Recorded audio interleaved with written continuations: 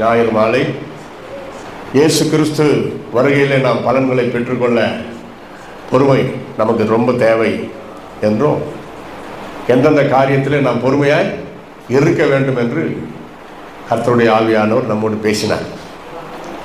இரண்டாவது நாள் பழைய ஏற்பாட்டில் இயேசுவின் வருகை குறித்து தீர்க்க தரிசனமாக உரைத்த பக்தர்களை பற்றி நாம் பார்த்தோம். அதைத் தொடர்ந்து நேற்று இயேசு கிறிஸ்துவின் வருகை, ஆரம்ப கட்ட நிலைமைகள், அவருடைய வருகை பற்றி தெரிந்து கொள்ளுகிறதுனால் நமக்கு கிடைக்கின்ற பலன்கள், அதை பற்றி பார்த்தோம். அதனுடைய தொடர்ச்சியாக இன்றைக்கு பிரைஸ் சொல்லார் தொடர்கிறது செய்தி. அது என்னவென்றால், பிரைஸ் சொல்லார் அல்லேலூயா, மணவாட்டி எடுத்துக்கொள்ளப்படுதல் என்று சொல்லக்கூடிய, அதாவது இயேசு வருகையில் அவருடைய பிள்ளைகள் எடுத்துக்கொள்ளப்படுவார்கள் என்று நான் ஏற்கனவே தலைப்பு செய்தியாக சொல்லியிருக்கிறேன். அதனுடைய விளக்கம் இப்பொழுது நம்ம தியானிக்க போகிறோம்.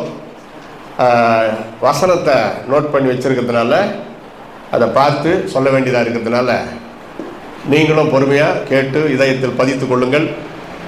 பேப்பர் பேனா நோட் இருந்தால் நீங்கள் குறித்து கொள்ளலாம். அடுத்த கட்ட நடவடிக்கை நான்காவதாக போகிறது. நான்காவது தலைப்பில் மணவாட்டி எடுத்துக்கொள்ளப்படுதல் என்பது நாம் எதிர்பார்க்கும் ஆனந்த பாக்கியமாகும். தீத்து 2:13 அதை பார்ப்போமானால், நாம் எதிர்பார்க்கும் ஆனந்த பாக்கியம் என்று இயேசுவின் ரகசிய வருகை பற்றி அங்கே எழுதுகிறார். நாம் எதிர்பார்க்கக்கூடிய ஆனந்த பாக்கியம், இயேசு வருகை ஆனந்தமான ஒரு காரியம், மகிழ்ச்சியான ஒரு காரியம். யாருக்கு? அவருடைய பிள்ளைகளுக்கு. அதான் தேவ எக்காலத்தோடு வருகிறார். 1 கொரிந்தியர் 15:20, 1 கொரிந்தியர் 15:15, 1 தெசலோனிக்கேயர் 4:16 ஆதார வசனங்கள். தேவ எக்காலத்தோடு. நேற்றுக்கு முந்தின தினம் அதை பார்த்தோம். எக்கால சத்தம். அப்போ பஸ் ஓடும், ட்ரெயின் ஓடும், ஃப்ளைட் ஓடும். அதுக்குள்ளே இருக்கிற ரட்சிக்கப்பட்ட கர்த்தருடைய பிள்ளைகள் எடுத்துக்கொள்ளப்படுவார்கள். ஒருவேளை ஃப்ளைட் ஓட்டுகிற பைலட்டோ, பஸ் ஓட்டுற டிரைவரோ, ட்ரெயின் ஓட்டுற டிரைவரோ ரட்சிக்கப்பட்டவராக இருந்தால் அவரும் எடுத்துக்கொள்ளப்படுவார். அது நிமித்தம் உலகம் முழுவதும் இயேசுவின் அந்த ரகசிய வருகையிலே உலகம் முழுவதும் பயங்கரமான ஆபத்துகள் நேரிடும் என்பதை நாம் பார்த்தோம். விண்வெளி கடந்து 1 தெசலோனிக்கேயர் 4:17 எத்தனையோ பேர் விண்வெளிக்கு போயிட்டு வராங்க. இயேசு வருகையில் அந்த விண்வெளியெல்லாம் கடந்து நம்ம செல்கிறோம், அதை தாண்டி செல்கிறோம். அற்புதமான காரியங்கள் இது. அதை தான் அந்த பாயிண்ட் போட்டேன். மேக மண்டலங்கள், ஆகாய மண்டலம் எல்லாவற்றையும் தாண்டி பரதீசி என்று சொல்லப்படுகிற அந்த 3ஆம் வானத்தில் நாம் போய் சேர்கிறோம். இந்த ஆகாய மண்டலம், மேக மண்டலம் இதெல்லாம் அதுக்கு கீழே தான். நம்ம பார்க்கிறோமே, நட்சத்திரங்கள் மின்மினிக்கிறது. அதே அது ஏதோ புள்ளின்னு நினைக்கிறீங்களா? இல்லை, பூமியை காட்டிலும் பெரிய பெரிய விண்மீன்கள் ஆகாயத்தில் மின்னி கொண்டிருக்கிறது. இங்கிருந்து பார்த்தா அது ஒரு புள்ளி மாதிரி தெரியுது.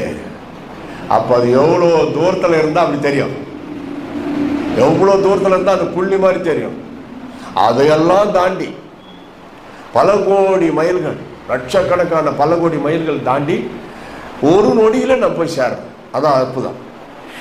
அடுத்து விசுவாசிகளுக்கு அந்த பரதீசில் எடுத்துக்கொள்ளப்பட்ட கர்த்தருடைய பிள்ளைகளாகிய மணவாட்டி. மணவாட்டினாவே அது ஒரு பெண்ணை குறிக்கிறது. ஆனால் ஏன் அதை மணவாட்டியாகி இயேசு, மணவாளனாகி இயேசு மணவாட்டி சபையை எடுத்துக்கொள்ள வருகிறார் என்று சொல்லுகிறார்கள், வேதத்தில் எழுதப்பட்டிருக்கிறது என்றால், உலக ஓமை வைத்து இயேசு தன்னை அப்படி சொல்றார். ஒரு நல்ல மணவாளன் மணவாட்டியை எப்படி நேசிப்பாரோ அதற்கு ஒப்பிட்டு தான் அங்கே எழுதுறார். அதான் பவுல் எழுதுறார், கசந்து கொள்ளாதீர்கள், நேசியுங்கள். உலக பிரகாரமான காரியத்தில் மணவாளன் கணவன். இயேசு கிறிஸ்து ஒரு மணவாளனாக என்றால் எடுத்துக்கொள்ளப்படுகிற பெண்கள் ஆண்கள் எல்லாருமே அவருக்கு மணவாட்டினா பெண்கள் ஆகாது. இதை ஓமையாக சொல்லுகிறார். ஒரு மணவாளன் தன் மனைவியை எப்படி நேசிப்பாரோ அந்த மாதிரி இயேசு நம்மை நேசித்து நமக்காக தன் ஜீவனையே கொடுத்தார். அந்த ஒரு உயர்ந்த இடத்தை நமக்கு அங்கே வைத்திருக்கிறார். அதான் மணவாளனாக இயேசு வருகிறார், மணவாட்டி சபையே ஆயத்தமா என்று பாடுகிறோம். அப்போ விசுவாசிகளுக்கு அந்த பரதீசியில் பலன்களை வைத்திருக்கிறார். ரகசிய வருகையில் எடுத்துக்கொள்ளப்படுகிறத பற்றி இப்போ நம்ம தியானிக்கிறோம். அன்றைக்கி டச் பண்ணி விட்டேன், இன்றைக்கி அதை தொடர்ந்து தியானிக்கிறோம். அது அப்படியே வைங்கன்னு சொன்னேன். அதுதான் இது ஒரு 2 3 அப்படி வச்சுருக்கிறோம். அது தனித்தனியாக எடுத்து தியானிக்கும் பொழுது நமக்கு இன்னும் தெளிவு உண்டாகிறது. விசுவாசிகளுக்கு திருவிருந்து எடுத்துக்கொள்ளப்பட்ட விசுவாசிகளுக்கு பேரடைஸ் சொல்லப்படுகிற அந்த உத்தரிப்பு ஸ்தலத்தில் அந்த 7 ஆண்டுகள் இன்னும் பரலோகத்துக்கு போகலை. எப்போ நம்ம பேரடைஸ் என்று சொல்லக்கூடிய உத்தரிப்பு ஸ்தலம் 3ஆம் வானம் போனோமோ அங்கிருந்து நித்தியம் ஆரம்பிக்கிறது. 4ஆம் வானம், 5ஆம் வானம், 6ஆம் வானம், 7ஆம் வானம், 8வது வானம் கூட சொல்லலாம். அங்கிருந்தே ஸ்டார்ட் ஆகுது இட்டர்னிட்டி. அப்போ என்ன கிடைக்குது? அப்போ அந்த தேவனுடைய பிள்ளைகள் கண் காணவில்லை, காது கேட்டதில்லை, அவைகள் மனிதனுக்கு தோன்றியதில்லை. எது? இயேசு கிறிஸ்து நம்முடைய பிள்ளைகளுக்கு ஆயத்தம் பண்ணி வைத்திருக்கிறதை கண் காணவில்லை.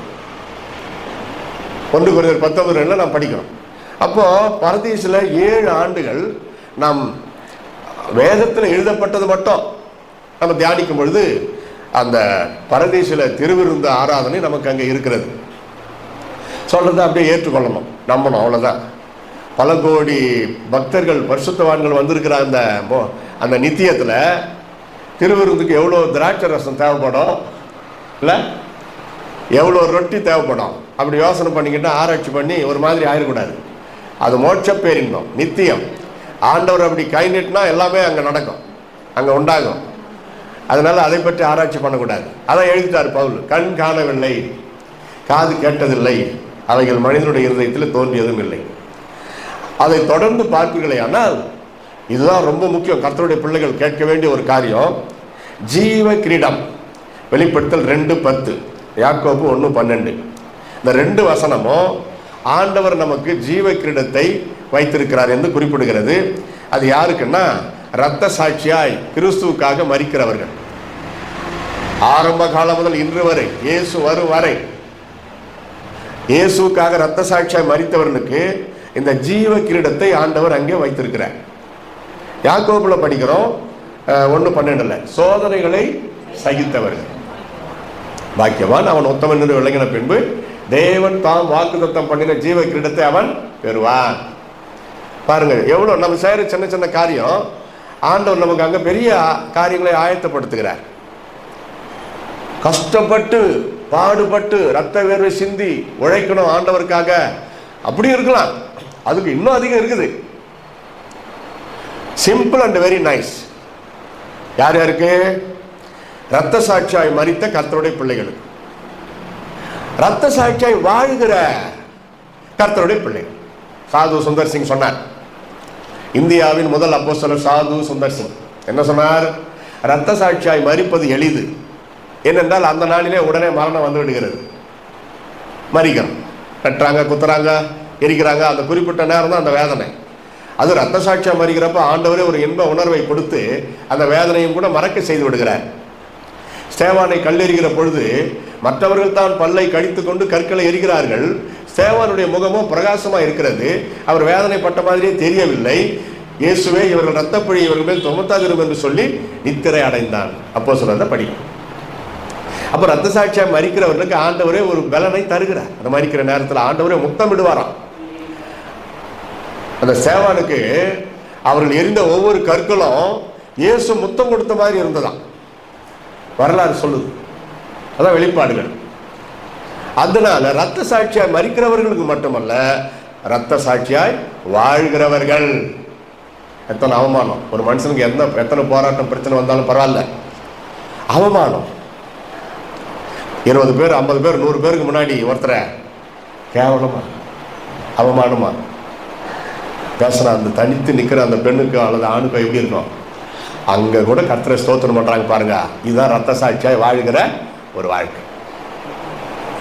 அப்போ இதெல்லாம் யோசித்தாங்க, நம்ம இதுக்காக ஆசைப்படலாம், ஆவிக்குரிய நன்மைகளுக்காக ஆசைப்படலாம். இங்கே உலகத்தில் பழிக்கு பழி வாங்குறது, பதிலுக்கு பதில் பேசுறது, விட்டு கொடுக்குற மனப்பான்மை இல்லை. சரி, இங்கே ஜெயிக்கலாம். ஏதோ ஒரு நல்லதை பரலோகத்தில் நீங்கள் இழக்கிறீர்கள். பரலோகம் போக மாட்டீங்க நான் சொல்ல, விசுவாசிகளை. இந்த ஒரு காரியத்தில் நமக்கு பொறுமை இல்லாவிட்டால் அந்த குறிப்பிட்ட கிரீடத்தை நாம் பெற முடியாது. இரத்த சாட்சியாய் மரித்த சோதனைகளை சகித்த பக்தர்களுக்கு மகிமையின் கிரீடம் 1 பேதுரு 5:3-4. இது யாருக்கு என்றால் கர்த்தருக்காக ஊழியம் செய்கிற போதகர்கள், மேய்ப்பர்கள். இந்த ரெண்டு ஒரு இடத்தில் தரித்திருந்து ஊழியம் செய்கிறது சபை ஊழியம், நான் செய்கிறது சுவிசேஷ ஊழியம். போதகர்கள், மேய்ப்பர்கள், மந்தையை சரியான சத்தியத்தில் நடத்துகின்ற கர்த்தருடைய போதகர்கள், கர்த்தருக்காக எழுப்பி பிரகாசிக்கிற ஊழியக்காரர்கள், அவர்களுக்கு இந்த மகிமையின் கிரீடம் கொடுக்கப்படும் என்று வசனம் சொல்லுகிறது. அடுத்தது மகிழ்ச்சியின் கிரீடம். 1 தெசலோனிக்கேயர் 2:19-20, பிலிப்பியர் 4:1. இதை படித்து பாருங்கள். இந்த மகிழ்ச்சியின் கிரீடம் அவருடைய பிள்ளைகளுக்கு சுவிசேஷத்தை அறிவிக்கிற எவாஞ்சலிஸ்ட், அவர்களுடைய பாதங்கள் மலைகளின் மேல் எவ்வளவு அழகா இருக்கிறது வர்ணிக்கிறார். ஆத்ம ஆதாயம். சரிங்களா? வேலை செய்து கொண்டே ஆத்ம ஆதாயம் செய்தால் இந்த கிரீடத்தை பெறலாம். இது மகிழ்ச்சியின் கிரீடத்தை. அடுத்தது நீதியின் கிரீடம். 2 தீமோத்தேயு 4:8. இயேசு கிறிஸ்து வருகைக்கு ஆவலோடு காத்திருக்கிறவர்கள். ஆதார வசனம் நீங்க படிக்க சொல்லி நான் சொன்ன கொஞ்சம் டைம் இழுத்துறோம், அதனால கொஞ்சம் நிறைய சொல்லலாம். அதுக்காக தான் அப்படி கொண்டு போறேன். நானே எழுதி கொண்டு வந்து குறித்து வைத்திருக்கிறதால நம்பலாம், குறிச்சு பார்த்துங்க வீட்டில். அப்புறம் இயேசு கிறிஸ்துவின் வருகைக்கு அவளோடு காத்திருக்கின்றவர்களுக்கு இந்த நீதியின் கிரீடம். அது என்ன மாதிரி இருக்கும், கலரு, அதெல்லாம் அங்கே போய் பார்த்து தான் தெரியும். இதெல்லாம் இருக்குதுன்னு பைபிள் இருக்குது. யார் யாருக்கு என்னென்ன கிரீடம், ஏதோ சிந்து பார்த்து கதை மாதிரி தெரியும், உண்மை. சிறுபிள்ளைத்தனமாகவும் தெரியும். இயேசுவே சிறுபிள்ளைத்தனமாக தானே நம்ம கிட்ட பழகிறாரு. நம்ம நிறைய பேர் இயேசுவோட பெரியவங்களாயிட்டோம். அதனால தான் நான் நம்புறதில்லை. அவருக்கே ஆர்டர் போடுறோம், அவருக்கே ரூல்ஸ் வைக்கிறோம். இப்படி பண்ணீங்கன்னா நான் இப்படி இருப்பேன், இப்படி பண்ண நான் இப்படி செய்வேன். நம்ம ரூல்ஸ் போடக்கூடாது, அவருக்கு கீழ்ப்படியணும், மதிப்பட்சத்தோடு கேட்கணும். அவர்கிட்ட போட்டி போடவே கூடாது, போட்டியிட முடியாது. என்னுடைய ஊழியக்காரருக்கு நீங்கள் என்ன செய்கிறீர்களோ அதை எனக்கே செய்கிறீர்கள் என்று இயேசு சொல்லுகிறார். ஒரு ஊழியக்காரனுக்கு நீ போதனை பண்றியா, நீ இயேசுநாதருக்கே பிரசங்கி ஆயிருன்னு அர்த்தம். இயேசு அதை ஏற்றுக்கொள்வாரா? யோசிக்கணும். ஒரு ஊழியக்காரனை அவமதிக்கிறியா, ஒரு ஊழியக்காரனை பற்றி அவதூறா பேசுறியா, ஆண்டவரையே நீ அவதூறாய் பண்ணுகிறாய். நான் சிறுபிள்ளைத்தனமா சிலது சொல்லுவேன். பாஸ்டர் நம்ம வீட்டுக்கு வராரு, ஒரு பப்பாளி பழத்தை எடுத்து அறுத்து கொடுக்குறீங்க பிளேட்டில் வச்சு, அவர் சாப்பிட்றாரு சந்தோஷமா. இயேசுநாதருக்கே நீங்க பப்பாளி பழத்தை அறுத்து கொடுக்கிறீர்கள். சிறுபிள்ளைத்தனமா தெரியும். ஆனா வசனம் பாரு, என் ஊழியக்காரருக்கு நீங்கள் என்ன செய்கிறீர்களோ அதை எனக்கு செய்கிறீர்கள். என்ன டவுட்டு?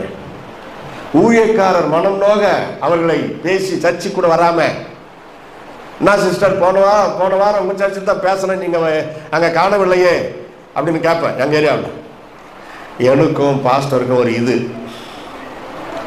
அவங்க சொல்றது எனக்கும் பாஸ்டருக்கும் ஒரு இது, எது பிரச்சனை?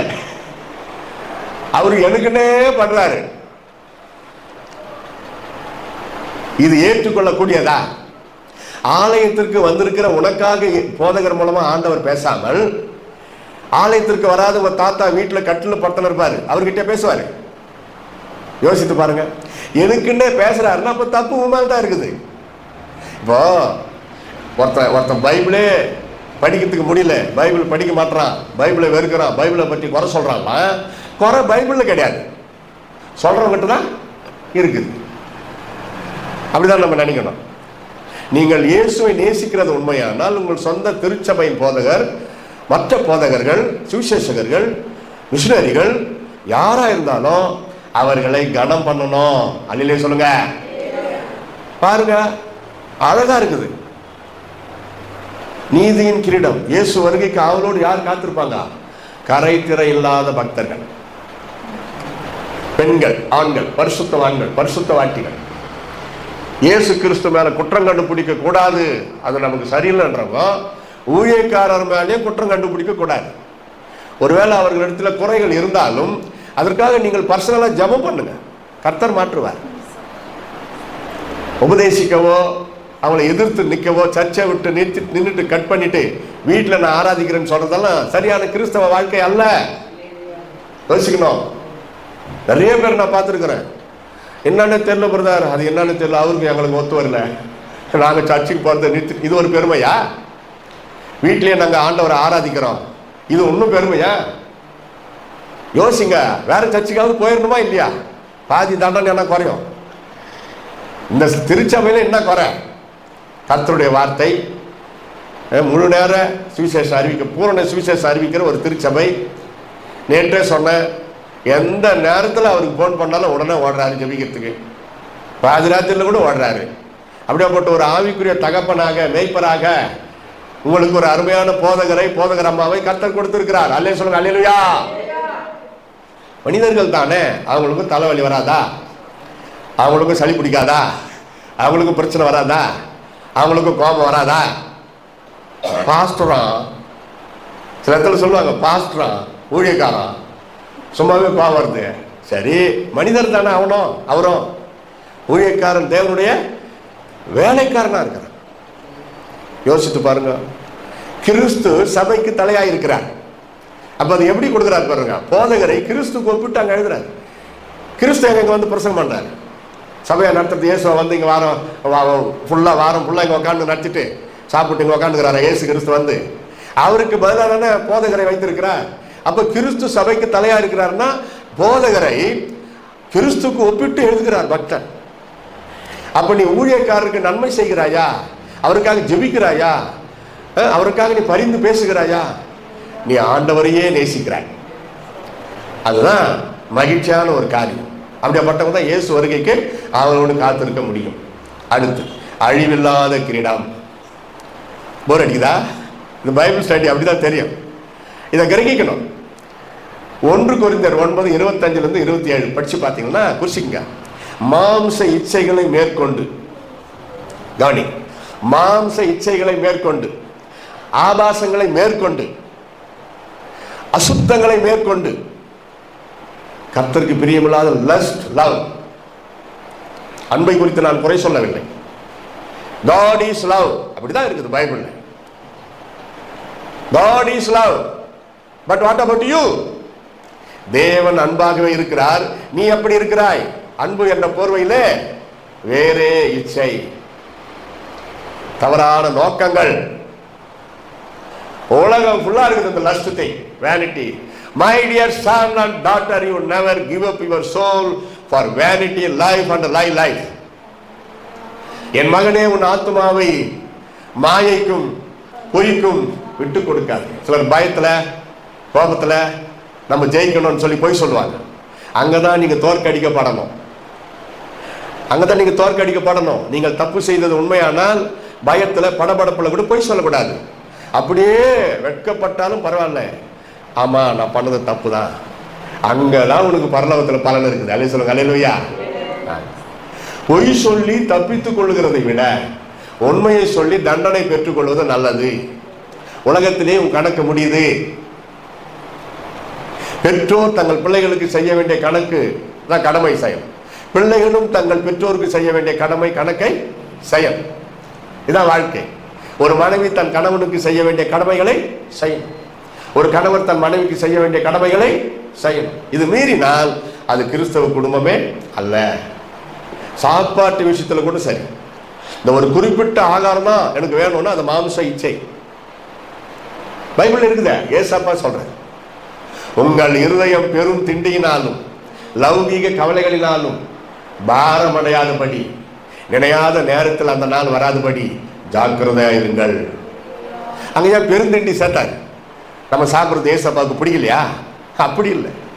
அவர் நம்ம மேல இருக்கிற அன்புல தான் சொல்றாரு, அளவோடு சாப்பிடு மகனே, கிடைக்கிறத ஸ்தோத்திரம் பண்ணிட்டு லிமிட்டா சாப்பிடு, உன் உடம்பு ரொம்ப ஆரோக்கியமா இருக்கும், நல்லா இருக்கும். பைபிள்ல 2 இருக்குது அந்த சாப்பாட்டு விஷயத்துல. 1 பெருந்திண்டி, 2 போஜன பிரியன். பெருந்திண்டி என்றால் எது கிடைச்சாலும் கொட்டிக்கிறது, அளவுக்கு மீறி. எது கிடைச்சாலும் அளவுக்கு மீறி. போஜன பிரியன் என்பது அது கிடைச்சாதான், அது இருந்தாதான் நல்லா இறங்கும். சில ஐட்டம்ஸ் நான் வெஜிடேரியன், அது இருந்தாலும் அந்த டேஸ்ட்ல கொஞ்சம் இறங்கும். அதுவா இறங்கட்டும், நான் இல்லைன்னு. அதுக்கு மேலே நம்ம ஓவரா சரீரமாகிய தேவாலயத்தை நம்மள எடுத்துக்கொள்ளும். நான் ஒரு காலத்தில் பார்த்துட்டேன், நல்லா இருக்குதுன்னு சொல்லி ஒரு 2 கைப்பிடி எக்ஸ்ட்ரா சாப்பிட்டா அவ்வளோதான், கொடுத்தான். உயிருக்கு போராட வேண்டியதான். அப்பா அப்பா ஆண்டவரே மன்னிங்கப்பா. பாருங்க, சொல்லுவார், செல்லமாக பேசுகிறாரு ஆண்டவர் நிறையா கிட்ட, சகோதரனை போல நண்பரை போல. போதுமானாலும் சாப்பிட்டல, அதுக்கு மேலே எக்ஸ்ட்ரா எதுக்கு சாப்பிட்ட? அதனால தானே இந்த மாதிரி. இப்போ அதுக்கு ஆண்டவர் என்ன சொல்ல முடியும்? செய்ய முடியும். புத்தி தான் சொல்லுவார், புத்தி சொல்லுவார் வேண்டாம். அதுலேருந்து லிமிட்டு தான். இன்னும் சொல்ல போனால் ரொம்ப டேஸ்டாக இருக்கிற ஃபுட்டு இன்னும் பசிக்கும். முதல் நான் மலேசியா போயிருந்தேன் 1999 நடந்த நிகழ்ச்சி சொல்கிறேன்னே. ஆண்டவர் எவ்வளோ உங்களை நேசிக்கிறார் பாருங்க. அது எதுக்கு இப்போ ஞாபகம் வரணும்? ஒரு வீட்டுக்கு விருந்து, அதை முடிச்சுட்டு நான் மீட்டிங்கில் போய் பேசணும் ஒரு சர்ச்சில், மெத்தடிஸ்ட் சர்ச்சில். அந்த அம்மா என்ன பண்ணாங்க, எனக்கு கேர் ஆஃப் பாதுகாப்பு, பவுல் வாப்பா சாப்பிடுப்பா அப்படின்னு சொல்லி கூப்பிட்டுருந்தா நான் போய் உட்காந்து சாப்பிட்ருப்பேன். சாயந்தரம் மலேசியா நேரம் சாயந்தரம் ஒரு 3-4 மணி இருக்கும். அப்போ இங்கே ஒரு மணி தான் வரும் கணக்கு, ஒரு 1:30 வரும். அந்த அம்மா எப்படி சொல்லி கூப்பிட்டாங்கன்னா, எதற்கு கிராமத்தான் பட்டிக்காட்டான், அங்கேருந்து வந்திருக்கிறான், ஒன்றும் தெரில, இது மாதிரி சாப்பாடு சாப்பிட்ருக்க மாட்டான் அப்படின்னு நினைத்து கொண்டு. ஆனால் உண்மையாகவே அது மாதிரி சாப்பாடு நான் பார்த்ததே இல்லை கண்ணால். அவங்க கூப்பிட்டது எப்படின்னா, நம்ம ஒரு முன்னாடி வீட்டுக்கு முன்னாடி ஒரு மாமரத்துக்கு அடியில் உட்காந்துருக்கிறேன், சேர் போட்டு அப்படி சோத்திரம் போட்டு உட்காந்துக்கிறேன் மாலை கூட்டத்துக்காக. பவுலு இந்த வாயா, இந்த மாதிரி சாப்பாடு நீ பார்த்தே இருக்க மாட்டேன், வா வா வா வந்து சாப்பிடு. நான் போனேன். ஆண்டவர் பேசினாரா எனக்குள்ள நானே பேசிக்கன்னா எனக்கு தெரியாது. சாப்பிடாத உண்மை சொல்றேன். எனக்கு என் ஒருத்தனுக்காக எனக்கு இவ்வளோ இருந்தால் போதும், எனக்கு அதுக்கு அவ்வளோன்னு ஒரு 12 ஐட்டத்துக்கு மேலே இருக்கும் சோறு. மற்ற இது அந்த பெருசு 6 அடிக்கு 6 அடியா ஒரு 5 அடியா 6 அடிக்கு 4 அடின்னு நினைக்கிறேன் அந்த டேபிள், டைனிங் டேபிள். ஆமாம் சாரிம்மா நான் சொல்ல மறந்துட்டேன், அப்படி பண்ணிட்டேன். என்ன இல்லைம்மா நான் இப்போ உபாசம், நான் சாப்பிட மாட்டேன். என்னப்பா உனக்காக தானப்பா இவ்வளோ பிரயாசப்படு. இல்லைங்கம்மா சாரிம்மா வேற எப்போ பார்த்துக்கலாம் சொல்லிவிட்டு நீங்கள் சாப்பிடுங்கன்ட்டு நம்ம பழையபடி அந்த மாமரத்தாண்டு போய் உட்காந்துட்டேன். ஃப்ரெண்டு மாதிரி இயேசு பேசுகிறாரு, எப்பா நல்லா பண்ணடா நைனா, விசாசி நீ மடம் கழிச்சிட்டேன். என்னன்னா வந்து சாப்பிடுன்னு சொல்லியிருந்தா நான் போய் சாப்பிட்ருவேன். பவுலு பாரு, இது மாதிரி நீ பார்த்தே இருக்க மாட்டேன், இந்த மாதிரி நீ சாப்பிட்டே இருக்க மாட்டேன். இந்த வார்த்தை எனக்கு ஏற்றுக்கொள்ள இயலலை. ஆனால் உண்மை என்னன்னா அது மாதிரி நான் பார்த்ததே இல்லை, சாப்பிட்டது இல்லை. அந்த வார்த்தை என்ன டீக்ரேட் பண்ணிடுச்சு. நான் ஞானமாக தப்பிச்சுட்டு பாருங்க. நான் உட்காந்துக்கிற மாமரத்துக்கு அடியில் இயேசு வந்தார், என் தோள் மேல கை வைத்தார். நல்லா செய்த பவுலே, ரொம்ப சந்தோஷம், இன்னைக்கு சாயந்தரம் நல்லா பேசுவேன் நீ மீட்டிங்ல. தண்ணி மட்டும் குடிச்சிட்டு இருந்து அதை பற்றி எனக்கு யோசனையே கிடையாது. இயேசு வருகை பற்றி பேசினேன். ஆனால் இங்கே பைபிள் ஸ்டடி தொடர்ந்து நடக்குது, அப்படி இல்லை. ஒரே 3/4 மணி நேரத்தில் மேட்ரு ஃபுல்லாக முடிக்கணும், அப்படி பேசி முடித்தேன். அந்த அம்மா இங்கே மாதிரி ஊழியக்கார் பிரசங்கம் பண்ணால் பாஸ்டர்ஸுங்க பின்னாடி உட்காடுறாங்களே தமிழ்நாட்டில், அது மாதிரி இல்லைங்க. ஒரே ஒருத்தர் தான் நிற்பார் மேடையில். ஊழியக்காராக இருந்தாலும் அவங்களுக்கு வந்து சைடில் சேர் அங்கே வந்து உட்காந்துருவாங்க. முன்னாடி தான் வந்து உட்காருவாங்க எல்லாருமே. முன்னாடி ஒரு ரோ ஊழியர்களுக்கு தான் வச்சுருப்பாங்க. அந்த அம்மா வந்து நின்று, எப்பா பவுல உன் உடம்புல ரத்தமே ஓடலை. ரத்தம் ஓடலை அப்பா, எப்படி பேசணும் இவ்வளோ நேரம்னு நினைக்கிறேன். வாசனம் தான் ஓடுது அப்படின்னு எல்லாரும் கைத்தட்டி கத்திர ஸ்தோத்திரம் பண்ணுறாங்க. அதுக்கப்புறம் கேட்டிங்களா இயேசு வருகை பற்றி கேட்டிங்களா?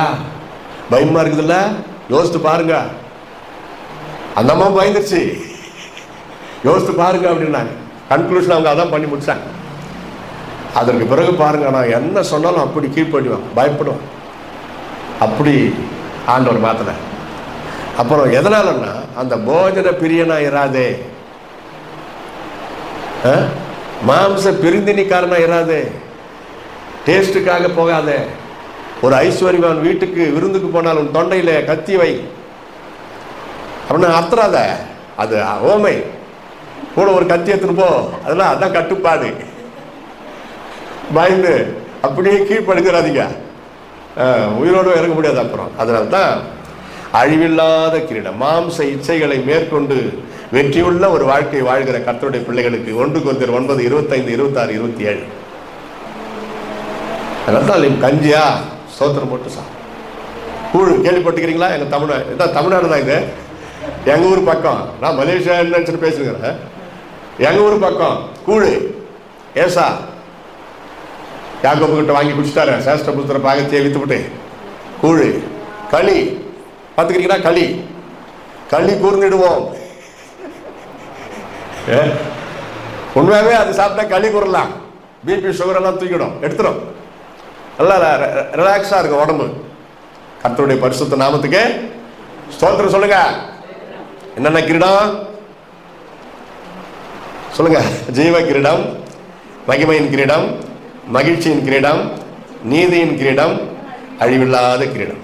இப்படி பல கிரீடங்களை ஆண்டவர் அங்கே கிரீடம் வரிசையில் இன்னும் எவ்வளோ இருக்குது ஸ்பெஷல், அதையெல்லாம் ஆராய்ச்சி பண்ண முடியல.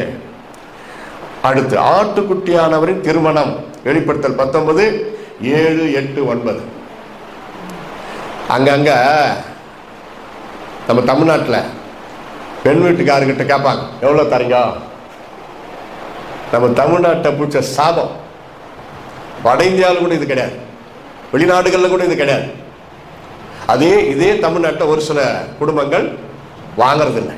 பெண் வீட்டார்கிட்ட இருந்து ரொக்கமோ வரதட்சணையோ பொருட்களோ வாங்கறதில்லை. இல்லை பிரதர், கல்யாணத்தை நடத்தலாம் அப்படின்னு சொல்லி நடத்துகிற உத்தமர்கள் இருக்கிறாங்க. அதுபோல மணவாளனாகிய இயேசு மணவாட்டியாகிய நம்மை மணந்து கொள்ளன்னா ஏற்றுக்கொள்ள அவரே நமக்கு எல்லாவற்றையும் ஏற்படுத்தி வச்சுட்டு அவர் நம்மை அழைத்து கொண்டு செல்ல போகிறார். பாருங்க, இவ்வளோ அணிகலன்கள் யார் கொடுப்பாங்க? நகை நட்டு போடுறாங்க, எல்லாம் ரைட்டு. இயேசு கிறிஸ்து கிரீடங்களே ரெடி பண்ணி வைக்கிறாரு நமக்காக. யோசிச்சு பாருங்க, இந்த 5 கிரீடங்களையும் ஒரு சகோதரி அல்லது ஒரு சகோதரன் பெற்றுக்கொள்ள முடியும். அப்படிப்பட்ட தகுதிகளை கர்த்தர் இதில் நமக்கு வைத்திருக்கிறார்.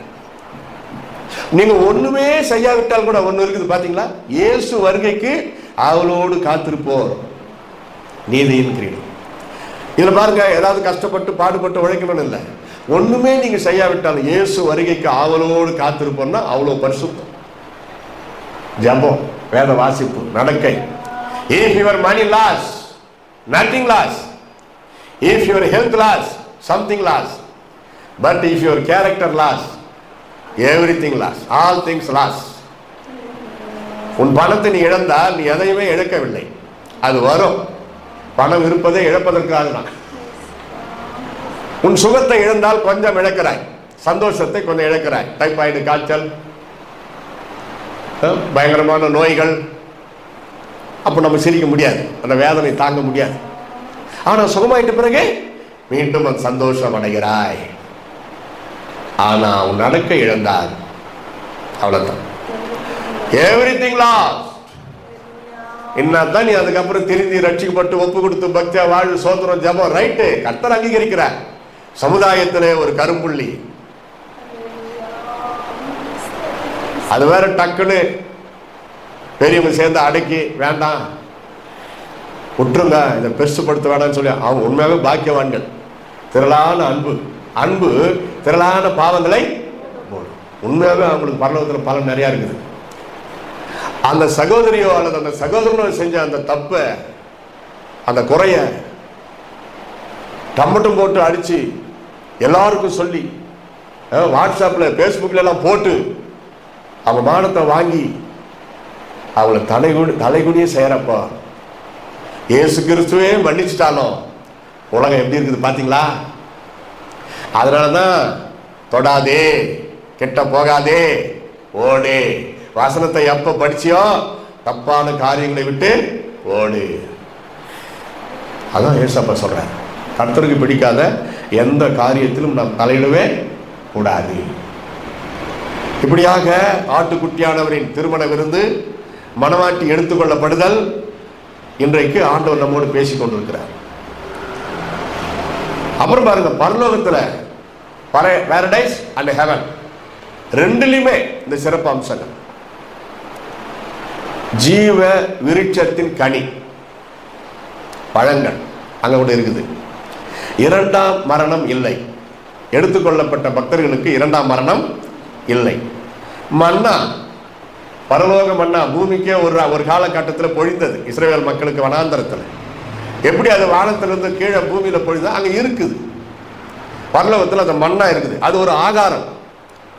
அடுத்து வெண்மையான குறிக்கள், அடையாள அட்டை இருக்குது பாருங்க. இப்போ நம்ம இந்த இந்தியர்கள் என்பதற்கு ஆதார், அதுபோல அங்க ஒரு அடையாளம், பரலோகவாசிகள். நான் பரலோகவாசி, ஒரு அடையாளம். வெண்மை, அந்த என்னது, வெண்மையான குறிக்கள். ஜாதிகள் மேல் அதிகாரம் செலுத்தும் அதிகாரம், ஜாதிகள் மேல் அதிகாரம் செலுத்தும் உரிமை. உயர்த்தி நம்மை இயேசு பேசுவார். மனிதர்களுக்கு முன்பாக என்னை பேசுகிறவனை, அறிக்கை செய்கிறவனை நானும் பரலோகத்தில் இருக்கின்ற என் பிதாவின் முன்பாக அறிக்கை செய்வேன். அவார்டு வாங்குறதுக்கு அங்கே கியூவில் நிற்பாங்க பக்தர்கள். நோட்டு, பேனா, பென்சில் எதுவும் கிடையாது. அவங்களுக்கே தெரியும் பரலோகத்துக்கு போயிட்டாலும் எனக்குன்னு இடம் எதுவோ அது அங்கே தான் நான் போகணும். அதை விட மீறி நான் எங்கேயும் போகக்கூடாது. போய் வந்து சுற்றிட்டு வந்துடணும் ஆச்சுங்களா. ஜாதிகள் மேல் அதிகாரம், உயர்த்தி பேசுவார், ஒரு முக்கிய தலைவனாக்குவார். பரலோகத்திலே அந்த இது இருக்குது. முக்கிய 10 பேருக்கு, 500 பேருக்கு, 1000 பேருக்கு ஒரு லீடர் மாதிரி அங்கே பரலோகத்தில் ஆண்டவர் ஏற்படுத்துவார். சிங்காசனத்தில் உட்கார வைப்பார். இப்போதான் எல்லாம் கை தட்டணும். அல்லி சொல்லுங்க, அல்லேலூயா. நம்ம யார்? சாதாரண மனிதர். நம்மை ரட்சித்து, நம்மை பரிசுத்தமாக்கி, நம்மை கழுவி சுத்திகரித்து, நமக்கு எல்லா நன்மைகளையும் இந்த உலகத்தில் செய்து, அவருக்காக பாடுபடுகிறதெல்லாம் அவர் குறித்து வைத்து, அவர் சிங்காசனத்திலே உட்காரும் அளவுக்கு நமக்கு உரிமை கொடுக்கிறார் என்றால் இது என்ன அவருக்கு கட்டாயமா, நிர்பந்தமா? இல்லையே. அவர் நம்மேல் வைத்த கிருபை. அல்லேலூயா. அவர் நம்மேல் வைத்த கிருபை. வசன ஆதாரங்கள் இருக்கிறத வெளிப்படுத்தல் 2:7,17,26,27, வெளிப்படுத்தல் 3:5, வெளிப்படுத்தல் 12:21. இந்த வசனங்கள் நான் ஏற்கனவே சொன்னேன், அதெல்லாம் இருக்குது. அங்கொன்றும் இங்கொன்றுமா இருக்கிறதுனால அது தொகுத்து லைனா சொல்லிட்டேன். யோசிக்கணும். இப்படியெல்லாம் இப்பதான் நம்ம கனவு காண்ற மாதிரி இருக்குதுல்ல. எடுத்துக்கொள்ளப்பட்ட பக்தர்கள், பரிசுத்தவான்கள், மனவாட்டிகள் என்று கருதப்படுகிறார்களே, 7 ஆண்டுகள் அந்த நித்தியத்துல, அந்த உத்தரிப்பு ஸ்தலத்துல இந்த நிகழ்ச்சிகள் நடக்கிறது. 7 ஆண்டுகள் இயேசுவின் வருகையில் எடுத்துக்கொள்ளப்பட்ட அந்த பக்தர்களுக்கு இந்த 7 ஆண்டுகள் இவ்வளவு நிகழ்ச்சி நடக்கிறதாங்க. டைம் போறது தெரியாது. அதே 7 ஆண்டுகள் பூமியில என்ன நடக்கும்? அடுத்த கட்ட நடவடிக்கை மத்தேயு 24:5-26, மார்க் 13:14-23, வெளி 6:11, வெளிப்படுத்தல் 9:21.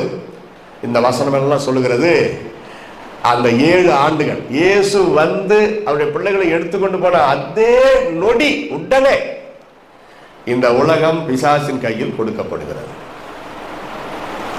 அந்தி கிறிஸ்துவாகிய 666 அவருடைய இலக்கம் அந்த பிசாசு கையில் கொடுக்கப்பட்டு அந்த அந்தி கிறிஸ்து சர்வாதிகாரி ஆகிய that antichrist will overrule this whole nation, whole world, not only India, not only Singapore, Malaysia, Sri Lanka, all countries. எந்த முதலமைச்சர், எந்த பிரதமர் அதெல்லாம் கிடையாது. அந்த 7 வருஷம் அந்தி கிறிஸ்து என்று சொல்லக்கூடிய சர்வாதிகாரி இந்த பூமியை அரசாட்சி செய்வான். எரேமியா 37, இஸ்ரவேலர் எல்லாருக்கும், உலக மக்கள் அனைவருக்கும் இது ஒரு உபத்திரவத்தின் காலமாக, இக்கட்டின் காலமாக இருக்கும். நன்மையே பெற்றுக்கொள்ள முடியாது. அந்த 7 வருஷம் இயேசுவின் வருகையிலே கைவிடப்பட்டவர்கள் புலம்பி அழுவார்கள். ஐயோ, நான் எடுத்துக்கொள்ளப்படாமல் போய்விட்டேனே, நான் கைவிடப்பட்டேனே, நான் இப்படியெல்லாம் வாழ்ந்தேனே, போதகர் உபதேசத்தை நான் அலட்சியம் பண்ணினேனே. யோசிக்கணும். இன்றைக்கு உபதேசம், அறிவுரை, புத்திமதி என்றாலே நிறைய பேருக்கு பிடிக்கல. போதகரின் சொல்லை கேள், மகனே உன் தாயின் அறிவுரையை கேள், மகனே உன் தகப்பனின் ஆலோசனைகளை தள்ளாதே. தகப்பன ஆலோசனையை, தாயின் அறிவுரையை தள்ளிட்டு நீ எந்த ஊழியக்காரு போதிக்கிறான்னு சொல்லி அத்தை கேட்டுக்கின்னு கீழ்ப்படியா நினைக்கிறியா? இதற்கான அப்பா அம்மா சொன்னாங்க. இப்பதான் புத்தி வருதா? இப்பதான் தெரிந்தா? வரலாம் போக முடியாது. அதுக்குதான் சொல்றேன். யோசிக்கணும். யோசிக்கிறதுக்கு தான் இப்ப செய்திகள். பவுல் பிரதர் காமெடியா பேசுவாரு, இப்ப இப்படி சீரியஸா செய்தி அப்படி வந்த உடனே ஐயா ஆணையிட்டார். முதல் நாள் சண்டே பேசி முடிச்ச பிறகு மறுநாள் ஐயா நீங்க இயேசு வருகை ஸ்பெஷலிஸ்ட், அதை கடைசி வரைக்கும் கண்டினியூ பண்ணி முடிச்சிருக்கேன். அதனால தான் ஒபே பாஸ்டர். அவருக்கு ஆசை நம்ம திருச்சபை மக்கள் இயேசு வருகை பற்றி வேத அறிவு வரணும் அப்படின்னு அவருக்கு ஆசை. ஏன் அவருக்கு தெரியாதா? தெரியும். எத்தனை வருஷம் அவர் ஊழியம் செய்யறார். புதுசா ஒரு ஊழியர் வந்து அதை பற்றி பேசினா கொஞ்சம் எஃபெக்டா இருக்கும் தான். எங்கேயுமே தூர தேசத்திலிருந்து வருகிற நற்செய்தி விடாய்த்த ஆத்மாவுக்கு கிடைக்கின்ற குளிர்ந்த தண்ணீருக்கு சமானம். நீதிமொழிகள் 25:25. The good news coming from far away, it is like a cooling water for the thirsty soul. Proverbs 25:25. நான் தூர தேசத்துல இருந்து வராகாட்டி கூட தூர இடத்துல இருந்து வந்திருக்கிறேன். ஆக மொத்தம் தூர. அப்போ ஒரு த்ரில்லிங்கா கேட்பாங்க பசங்க பிள்ளைகள், என் அருமை செல்வங்கள்னா ஆண்டவர் அனுப்புறார். ஆண்டவர் ஏவாம நான் இங்க வந்திருக்க முடியுமா? நான் வந்ததுக்கு ஒரு முகாந்திரம் உண்டு அல்லவா? அதுதான் இது. பாதி கடந்து வந்துட்டோம். இயேசு வருகை பற்றி போதனையில ஒண்ணு ஒண்ணா நம்ம அதை அடிக்க வச்சுக்கணும், உள்ளத்துல பின் பண்ணி வைக்கணும். பார்த்தீர்களா? எரேமியா 30:7, இஸ்ரவேலருக்கும் உலக மக்கள் அனைவருக்கும் இது இக்கட்டு காலமாயிருக்கும், உபத்திரவத்தின் காலமாயிருக்கும். போராட்டம் ஒண்ணுமே பண்ண முடியாது. அந்த உபதிரவத்தின் தன்மை என்ன தெரியுமா? சொன்னா கொஞ்சம் விழிப்பு ஆகலாம். அதுக்காக விக்கிரகத்திற்கு மட்டுமே முக்கியத்துவம் கொடுக்கப்படும்.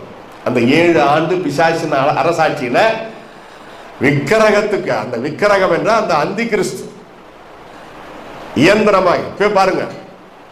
சிலை பேசும்னு இருக்குத. அந்த காலத்துல இந்த வசனத்தை படிக்கிறப்ப சிலை எப்படி பேசும்? பேசும் சிலைகள் வந்து விட்டது. அதுதான் கம்ப்யூட்டரு, ரோபோ. இயேசு கிறிஸ்துவ வணங்குறவங்கள ஒரே அடி அப்படியெல்லாம் வரப்போகுது. ரோபோ, இயந்திரங்கள் கெபிகளில் புகுந்து கொண்டு பயத்தை போக்கிக் கொள்ள முயற்சி பண்ணுவார்கள். ஏசாயா 2:19. கெபிகளிலே போய் புகுந்து கொள்வார்கள். எங்கள் மேல் விழுந்து எங்களை சாகடியுங்கள் என்று புலம்பி அழுவார்கள். உபத்திரவத்தின் தன்மை ரொம்ப பயங்கரமா இருக்கும். பாத்தீங்களா? பயங்கர தத்தளிப்பு, அக்கிரமங்கள் அதிகமாகிவிடும், அதிகமான ஆபத்துக்கள் நேரிடும். ஏசாயா 24:1-6, ஏசாயா 26:20-21, தானியேல் 12:1. இது சொல்லுகிறது பயங்கர தத்தளிப்பு உண்டாகும், பயங்கர ஆபத்துக்கள் உண்டாகும், அக்கிரமங்கள் அதிகமாயிடும். இப்பவே பாருங்க, கிரகிக்க முடியுதா? கொலை ஒரு காலத்துல வளர்ந்தவங்க பெரியவங்க அது பாவம் தான். சின்ன சின்ன பசங்களை கெடுத்து நாசமாக்குறாங்களே, இது மிருகத்தன்மை தானே, அந்தி கிறிஸ்து ஆவி தானே. இதெல்லாம் போதையை போட்டுக்கிட்டு வர்றது, எதிர்க்க வர்றது மனிதன் என்றே தெரியாம அவன் கண்ணுக்கு அது ஒரு எருமை மாடு முற்றத்துக்கு வர்ற மாதிரி தெரியுமா? அந்த மாதிரி போதையெல்லாம் வந்துட்டுதான். இந்த ஓதத்தை போட்டு ரப்பர் மாதிரி இழுத்து இங்க வச்சுக்குவானுங்க. அப்படியே பட்டம் கிட்ட உட்காராதுங்க, கொஞ்ச நேரத்தில் வெறி ஏறிடும். யாரு இருக்கிறதுனே தெரியாதான். கும்பிட்டா கூட விட மாட்டான். என்னால தாங்க முடியல, எப்பா விட்டுரு. இதுல வேற என் மேல என்ன தப்பு இருந்தாலும் என்ன மன்னிச்சிருந்தாலும் அவனை கேட்பாங்களாம். ஆனா அவங்க பேசுறது ஒரு மனிதன் பேசுற மாதிரி இவனுக்கு இது கேட்காதான், கண்ணுக்கு அப்படி தெரியாதான். இவனை தாக்க வந்த ஒரு மிருகத்தை போல அவனுக்கு தெரியுமா கண்ணுக்கு. அதனால என்ன பண்றான்? பயத்துல அடி அடி அடி. போலீஸ்காரங்களே எல்லாம் அடிச்சிருக்கிறாங்க சிலர் போதையில. போலீஸ்காரால என்ன பண்ண முடியுது? அவங்களுக்கும் பாடுகள் போராட்டம் இருக்குது. அந்த காலத்துல போலீஸ் எல்லாம் பயந்து நடிங்க ஓடிடுறாங்க. இந்த காலத்துல போய் அடிக்கிறாங்க போலீஸே. என்னடான்னு கேட்டா அவன் கண்ணுக்கு போலீஸ் மாதிரி தெரியல. அவரு கையெடுத்து கும்பிடுறாரு, மன்னிச்சிருப்பா என்ன விட்டுரு. அவர் பேசுறது இவங்களுக்கு இன்னும் கோபத்தை தான் உண்டாகும். பட்சபாதம் பார்க்கவே மாட்டார்கள். வந்துச்சா அக்கிரமம், அதிக ஆபத்துகள் பாருங்க எவ்வளவு. இப்போ ஒரு காலத்துல விட இப்ப எவ்வளவு ஆபத்துகள். ஆபத்து, குடி வெறியில வாகனத்தை ஓட்டி கொண்டு போகிறார்கள், ஆபத்து. இந்தியாவில் தான் ரொம்ப அதிகம்.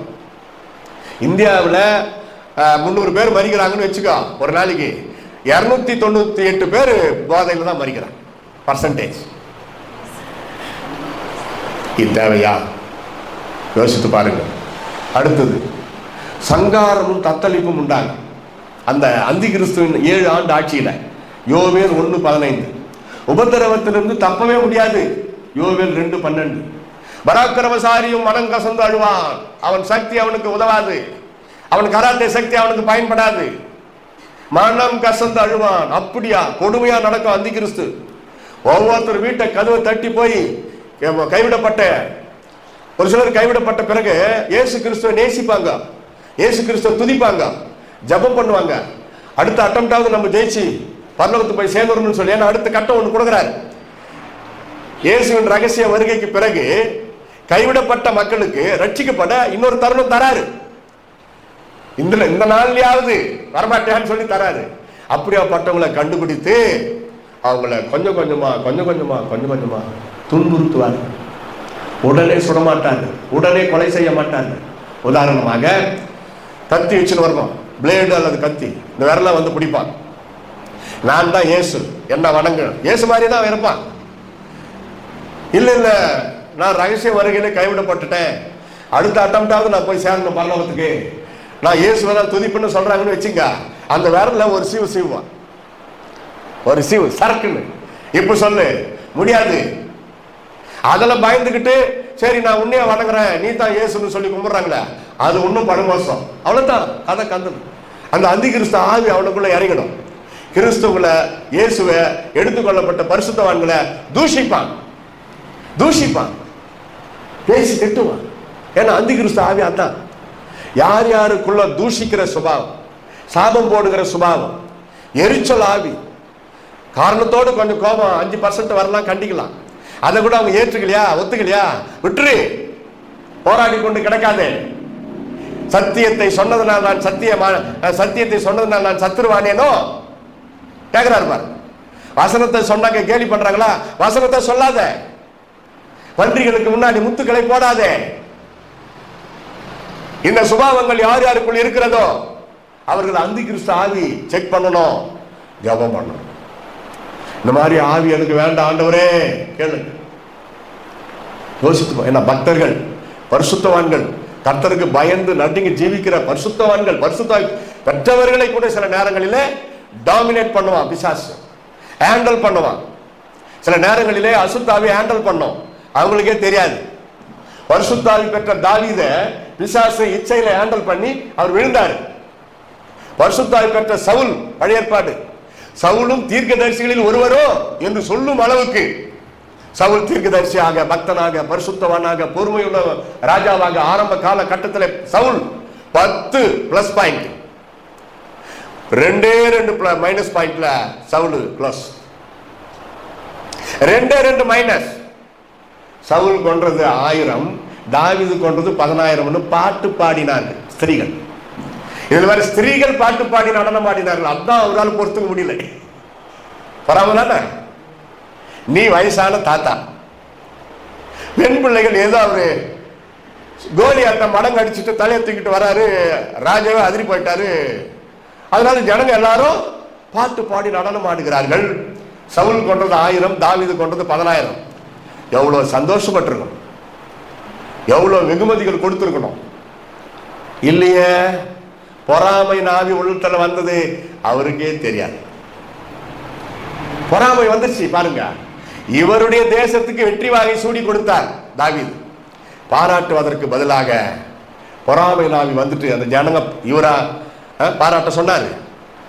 பெண் பிள்ளைகள் நடனம் ஆடி பாடினார்கள். அவர் ஒரு ஹீரோ மாதிரி ஆயிட்டாரு. நம்ம தமிழ்நாடு முதலமைச்சர் மாதிரி அவர் அங்க ஹீரோ மாதிரி ஆயிட்டாரு. எவ்வளவு பேர் ஓட்டு போட்டு ஜெயிக்க வச்சாங்க. அதுபோல அவங்க பாட்டு பாடுறாங்க. பரவாயில்ல, நம்ம நாட்டு ஜனங்க நல்லா தான் பாராட்டுறாங்க, சந்தோஷப்பட்டு கிஃப்ட் கொடுத்துருக்கணும். வானா நீ பெரிய அற்புதம், நீ பெரிய காரியம் செய்தாய். அற்புதம் இல்லை, நீ பெரிய காரியம் உன் மூலமாய் ஆண்டவர் அற்புதம் கர்த்தர் செய்தார் அப்படின்னு சொல்லியிருக்கணுமா இல்லையா? பொண்ணும் கொடுத்துட்டு அவனை கொலை பண்றதுக்கு ட்ரை பண்ணா அது நல்லதா? இரண்டாவது, சவுல் ராஜாவுடைய ராஜ்யபாரம் விழுந்ததற்கு மூல காரணம் தன் ராஜ்யம் நிலைத்திருக்க அஞ்சனம் பார்க்கிற ஸ்திரியை தேடி போனான், குறி சொல்லுகிற ஸ்திரியை தேடி போனான். குறி நாள் பார்க்கிறவர்கள், நேரம் பார்க்கிறவர்கள், அஞ்சனம் பார்க்கிறவர்கள், பில்லி சூனியம் பண்ணுகிறவர்கள் கல்லெறிந்து கொல்லப்பட வேண்டும். ஒரு பக்திமான், வேதத்தை கற்ற ஒரு மனிதன், ராஜா ஒரு கோழைத்தனமாக ரகசியமாக இரவோடு இரவாக தன் ராஜ்யம் நிலைத்திருக்க ஒரு குறி சொல்லும் பெண்ணை கூட்டிக் கொண்டு வாருங்கள் என்று சொல்லி என் ராஜ்யம் நிலைத்திருக்கணும், செத்து போன சாமியில வர வச்சு பேசுன செத்து போன சாமுவேல் வந்தாரு, அசுத்த ஆவி அப்படி வந்து தப்பு தப்பா சொல்லிட்டு போயிடுச்சு. இவங்களுக்கு நினைச்சுக்கிட்டாங்க சாமுவேல் தான் வந்தார். பைபிள் ஆராய்ச்சி பாருங்க, அப்படி தெரியும். சாமுவேல் பேசுறது உண்மையானா, சவுலு அவங்க பையன் 2 பேரும் மரிக்கிறது உண்மையானா, நாளைக்கு அவங்க 2 பேரும் என்கிட்ட வந்து இருப்பாங்கன்னு சொன்னாரு சாமுவேல். அது வரைக்கும் சாமுவேல் அவங்க 2 பேருமே தற்கொலை, அதாவது பையன் கொல்லப்பட்டார், சவுல் தற்கொலை செய்து கொண்டார். என் ராஜ்யத்தில் இருப்பாங்கன்னு அவர் சொல்லலையே, என் கூட இருப்பாங்கன்னா. அப்ப சொன்னது யாரு? பிசாசு இல்ல, சாமுவேல் தான். சாதிப்பாங்க. கொஞ்சம் வரலாறு பாருங்க. சில காரியங்கள் தமிழ்ல சில எரர், சில எழுத்து பிழைகள், அது வந்து ஆராய்ச்சி பண்ண முடியாத மாதிரி இருக்கும். அதே போல எப்தா, எனக்கு முன்னாடி வரதுல அப்படியே பலியிடுவேன், பலி செலுத்துவேன். பலி இடுவது வேற, பலி செலுத்துவது. அவங்க பொண்ணு பாட்டு பாடி நடனம் ஆடிட்டு வருது, அவங்க தேசம் வெற்றி பெற்றதுனால. இவன் பொருத்தனை பண்ணிட்டு பார்த்தா அவங்க பொண்ணு பாட்டு பாடிக்கிட்டு வருது. அதனால சொல்றான், மகனே இந்த மாதிரி பொருத்தனை பரவாயில்லப்பா, அந்த பொருத்தனை படி நீங்க செய்யுங்கன்னு. இத அப்படியே எப்தா செய்தான் அப்படின்னு முடியுது. இதை சிலர் என்ன பண்றாங்க, கத்தி எடுத்து பலியிட்டார். இப்போ கூட யாருன்னா இருப்பீங்க அந்த எண்ணத்துல. நமக்கெல்லாம் பலி என்றாலே என்ன, கத்தி எடுத்து வெட்டு, அப்படி இல்லைங்க. நியாயப்பிரமாணத்தை நன்கு படித்தவர், நியாயப்பிரமாணத்தை நன்கு படித்த ஒரு தேவ மனிதர். அவர் பொருத்தனை என்ன, ஒரு ராஜ வம்சம், அழகான பெண் கல்யாணம் பண்ணி வச்சா அருமையா குழந்தைகள் பிறந்து சந்ததி பெருகி இருக்கும். அதை நின்று போகும் அளவுக்கு வாழ்நாள் முழுவதும் தேவனுடைய ஆலயத்தில் பணிவிடை செய்து கன்னியாஸ்திரியாக வாழ்வதற்கு ஒப்பு கொடுத்த ஒரு தியாக பலி. அதுதான் தியாக பலி. உங்களுக்கு டவுட்டா இருந்தா கூகுள்ல போடுங்க, படிச்ச பசங்க இருக்கிறீங்க, எப்தா தன் மகளை பலியிட்டாரா போட்டு பாருங்க. அதெல்லாம் பார்த்து ஆராய்ச்சி பண்ணி தான் நானும் சொல்றேன். நரபலியை ஆண்டவர் விரும்புகிறது இல்லை. ஆபிரகாமுக்கு சொன்னாரு, சொன்னவரே தடுத்தார், அவனை சோதிக்க தான் அப்படி சொன்னார். சொன்ன ஆண்டவரே தடுத்து நிறுத்தி இருக்க, மதியனமா பொருத்தனை பண்ணின அந்த எப்தா மெய்யாலுமே தன் மகளை பலியிட விட்டு கொடுத்திருப்பாரா? இல்ல. அவர் பண்ணன பொருத்தனை சிலாடையாய், அவருக்குரிய சிலாடை என்ன, ஆண்டவருக்கு பலி, ஸ்தோத்திர பலி, விண்ணப்ப பலி, தியாக பலி, இப்படி நிறைய உண்டு. பழைய ஏற்பாட்டு காலத்துல பலின்னா அவ்வளவு பலி. அதுல ஒண்ணுதான் தியாக, சாக்ரிஃபைஸ். அந்த பெண் அதை ஏற்றுக்கொண்டார்கள். அதனால தான் தோழிகளோடு போய் துக்கம் கொண்டாங்க. என்ன சொன்னாங்க, அம்மா உனக்கு சந்ததி இல்லாத பண்ணிட்டாரு எங்க அப்பா, புத்தியனமா பொருத்தனை பண்ணி அப்படின்னு. சரி போட்டோம், அது சப்ஜெக்ட்ல இல்ல, ஆனா வந்துருச்சு. சரி, சங்காரம், தத்தளிப்பு, உபத்திரவத்திலிருந்து தப்ப முடியாது. கோபாக்கினை நாள், ஆமோஸ் முடிஞ்சிச்சு டைம். ஆமோஸ் 5:19-20 கோபாக்கினை நாள். அடுத்து ரகசிய வருகையில் கைவிடப்பட்டவர்கள் இந்த உபத்திரவங்களை கட்டாயம் அனுபவித்தே ஆக வேண்டும். இதுதான் இது உபத்திரவத்தின் தன்மை என்று வரும்பொழுது, இப்ப நம்ம அனுபவிக்கிற உபத்திரவங்களுக்கு பலன் இருக்கிறது கர்த்தருக்காக. அந்த அந்திகிறிஸ்து காலத்துல அது பிளாங்கா, அங்க ரெக்கார்ட் ஆகாது. பிசாசன ஆட்சி எப்படி இருந்துச்சுன்னு பரலோகத்தில் இருக்கிற ஜீவ புஸ்தகத்தில் எழுதப்படும் கிடையாது. ஆனால் அந்த காலத்திலும் சிலர் ஜாக்கிரதையாக, இன்டெலிஜென்ட்டாக, ரத்த சாட்சியாய் மரிக்க காடுகளிலே, மேடுகளிலே, பொந்துகளிலே, குகைகளிலே, மலைகளிலே போய் ஒரு 5-10 பேர் அந்தி கிறிஸ்து கண்ணுல படாத சோத்திரம் பண்ணி ஜெபம் பண்ணி, எப்படி அந்தி கிறிஸ்து கண்டுபிடிப்பான், வெட்டுவான், குத்துவான். அப்போ இயேசுக்கு ரத்த சாட்சி, செகண்ட் மாற்றார், ஃபர்ஸ்ட் மாற்றார் இப்போ நடக்கிறது. ரத்த சாட்சி இயேசுக்காக, சாக்ரிஃபைஸ், ரத்த சாட்சி. அந்தி கிறிஸ்து ஆட்சியில இயேசுக்காக ரத்த சாட்சி செகண்ட் கிளாஸ் அப்படி வச்சுக்கங்க. இப்ப ரத்த சாட்சியா மரிக்கிறவர்களுக்கு கிடைக்கிற அந்த பாக்கியம், ஆசீர்வாதம் அந்தி கிறிஸ்து காலத்துல இயேசுக்கு ரத்த சாட்சியா மரிக்கிறவர்களுக்கு கிடைக்காது. ஆனா they can enter into the heaven, அவர்கள் பரலோகத்தில் பிரவேசிக்க முடியும், கடைசி காட்டம் முடியும். ஆனா சலுகைகளை பெற முடியாது. எப்படியோ நரகத்துக்கு போகாம பரலோகத்துக்கு வந்துட்டுமே, அப்பா அது போதையப்பா அப்படின்னு பெருமூச்சு விட்டு கர்த்தரை சோத்தரிப்பார். அதனால தான் நான் எங்க போனாலும் சொல்றது, ஒரு வேளை கைவிடப்பட்டால் இதை கடைபிடிங்க. எடுத்துக்கொள்ளப்படுவதற்கு பிரயாசம் என்ன, பரிசுத்தம், அவருக்காக பாடுபடணும். அந்தி கிறிஸ்து பற்றி ஒரு 2-3 நிமிஷத்துல நான் சொல்லி முடிச்சிடறேன். ஏன்னா டைம் முடிந்தது, என்னுடைய நேரம் முடிந்து ரொம்ப ஸ்பீடா ஓடுது டைம்.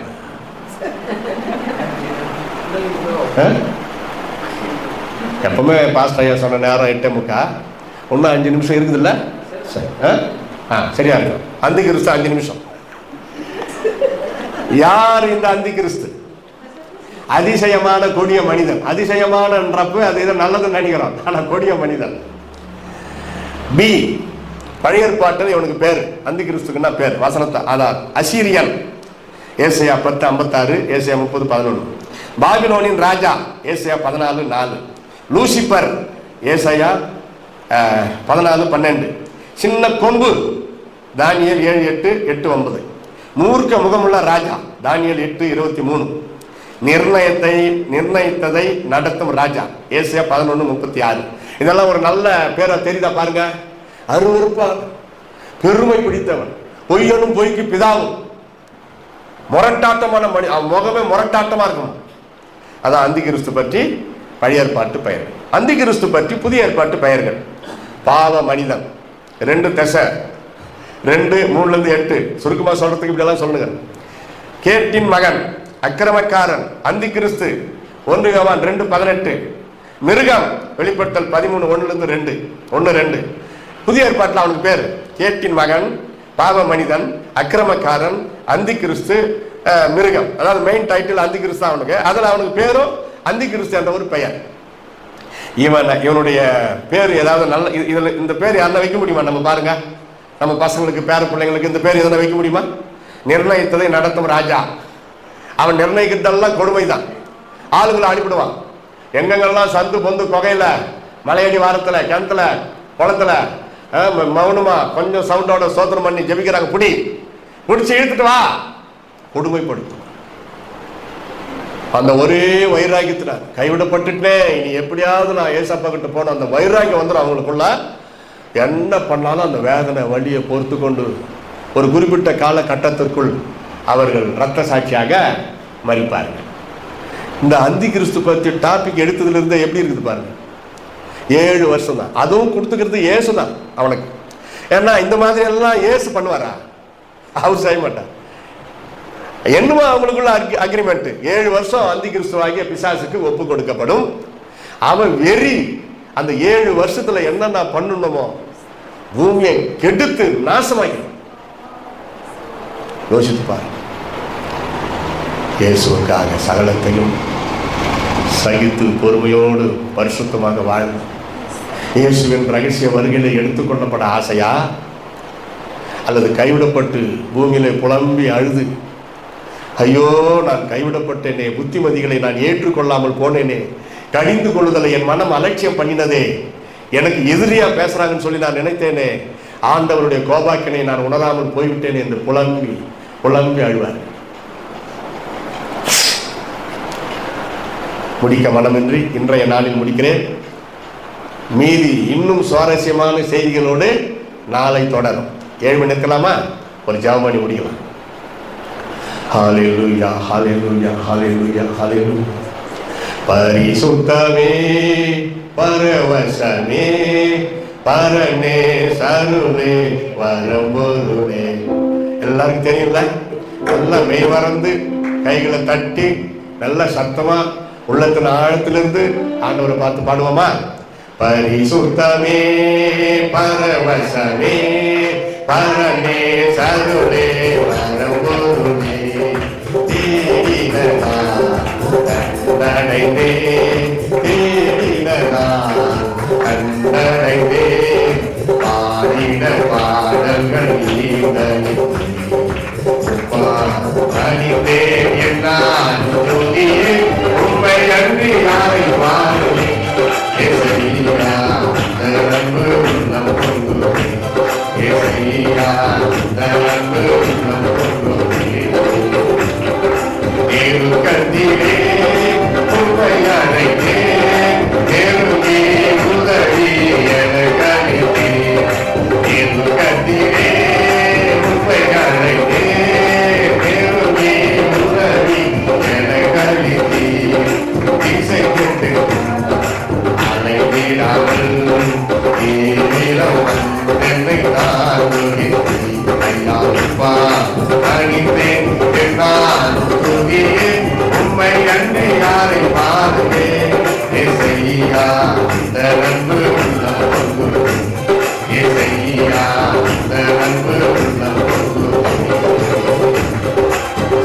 நீருடனே வேருடனே.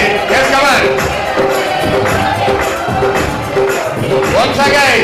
நீருடனே வேருடனே சிறமே ஒலிக்கும் கொடுமுடி நீரமா நீர்த்திருமே சீருடை மாற்றித்து நாடுகின்றே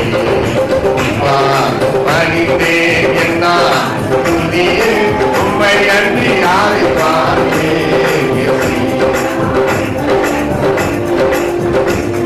எசையா நரம்பு என்றும் செல்லோ சமுகம் எனக்கு அணிக்கும் இணைவார்கள் என்றும் செல்லோ சமுகம் எனக்கு அணிக்கும் இணைவார்கள் உமது தனி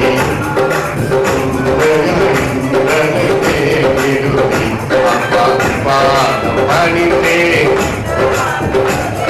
உண்மை அன்றி யாரை பாருமே எசையா நம்பு உள்ளம் எசையா நம்பு உள்ளம் எசையா நம்பு உள்ளம். கரங்களை தட்டி கர்த்தரை சோதரிப்போம். நன்றி தகப்பனே, நீர் கொடுத்த வார்த்தைகளுக்காய் ஸ்தோத்திரம். அந்தி கிறிஸ்து எப்படிப்பட்டவன் என்று இந்த வேதத்தில் எழுதப்பட்டு இருக்கிறதுனாலே அதை குறித்து நாங்கள் ஜாக்கிரதையாய் எச்சரிக்கையாய் அடைவதற்காக நீர் கொடுத்த வார்த்தைகளுக்காக நன்றியோடு துதிக்கிறோம். மகனே, கர்த்தர் யாரை அதிகமாய் நேசிக்கிறாரோ அவர்களை சிட்சிக்கிறார், யாரிடத்தில் அன்பு கூறுகிறாரோ அவர்களை சிட்சிக்கிறார். கர்த்தர் உன்னை கடிந்து கொள்ளும் பொழுது, கர்த்தர் உன்னை தண்டிக்கும் பொழுது சோர்ந்து போகாதே என்றுதான் வேதம் சொல்லுகிறது. நாங்கள் தவறும் பொழுது எங்களை சிட்சித்து கண்டித்து சரியான பாதையில் நடத்துகிற எங்கள் அன்பு ரட்சகா, ஸ்தோத்திரம் ஸ்தோத்திரம் ஸ்தோத்திரம் ஸ்தோத்திரம். இவைகளையெல்லாம் நாங்கள் மனதில் வைத்து இயேசுவின் வருகைக்கு ஆவலோடு காத்திருக்க நீரே கிருபை செய்யும்படிக்கு நாங்கள் ஊக்கமாய் செபிக்கிறோம் செபிக்கிறோம் செபிக்கிறோம். தொடர்ந்து நடத்துங்க, ஆசீர்வதி, துதிகள் மகிமை ஏற்றுக்கொள்ளும். இயேசுவின் நாமத்தில் ஜெபிக்கிறோம், ஸ்தோத்தரிக்கிறோம் எங்கள் அருமை பிதாவே. சபையார் எல்லாரும் சத்தமா ஆமென். அனைவரும் சேர்ந்து சொல்லுவோம். என் ஆத்துமாவே முழு உள்ளமே பரிசுத்தம், என் ஆத்துமாவே கர்த்தரை அவர் செய்த சகல உபகாரங்களையும் மறவாதே. கர்த்தருடைய ஆசீர்வாதத்தை பெற்றுக் கொள்வோமாக. நம்முடைய ஆண்டவராகிய இயேசு கிறிஸ்துவின் கிருபை, பிதாவாகிய தேவனுடைய அன்பு, பரிசுத்த ஆவியானவருடைய ஐக்கியம் இன்றும் என்றும் சதா காலங்களிலும் இயேசுவின் வருகை வரை நம்மோடு தங்கி தாவரிப்பதாக. எல்லாரும் திரும்பி ஆமென். Praise the Lord. கர்த்தர் அனைவரையும் ஆசீர்வதிப்பாராக. நாளை சந்திப்போம். Praise the Lord. God bless you all.